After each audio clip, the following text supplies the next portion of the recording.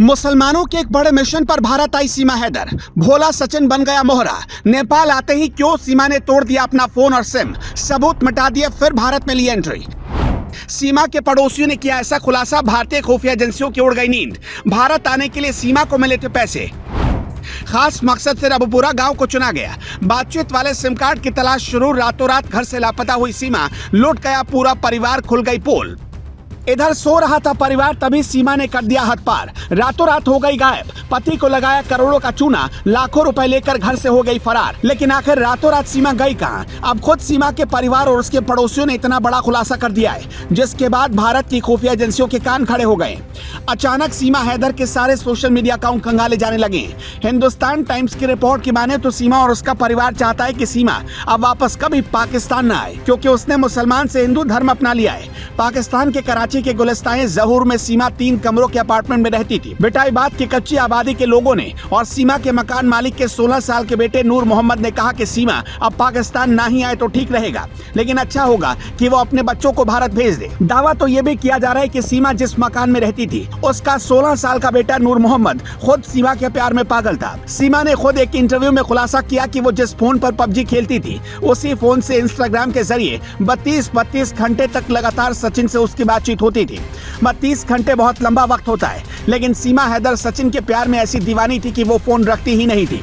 इधर सचिन का हाल भी कुछ ऐसा ही था।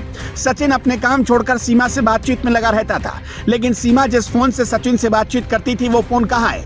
वो फोन नष्ट हो चुका है। उस फोन का आखिरी लोकेशन नेपाल था। जिस दिन हम देश में होली का त्योहार हर्षोल्लास के साथ मना रहे थे, उसी दिन सीमा और सचिन शादी के बाद हनीमून की तैयारी कर रहे थे।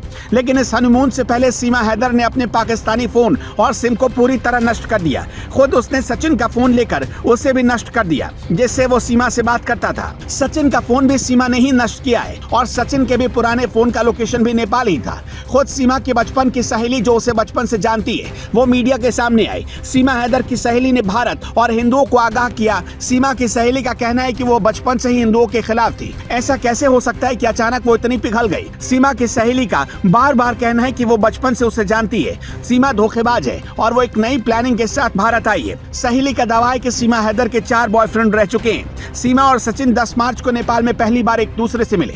उस वक्त रात के 9 से 10 बज रहे थे। 13 मार्च को दोनों ने नेपाल के पशुपतिनाथ मंदिर में शादी की, लेकिन शादी का कोई गवाह नहीं है। बस सीमा और सचिन दावा कर रहे हैं कि दोनों ने शादी की है। सीमा को भारत में घुसना था, इसलिए उसने सचिन को मोहरा बनाया, क्योंकि सीमा के पास भारत की कोई आइडेंटिटी नहीं थी।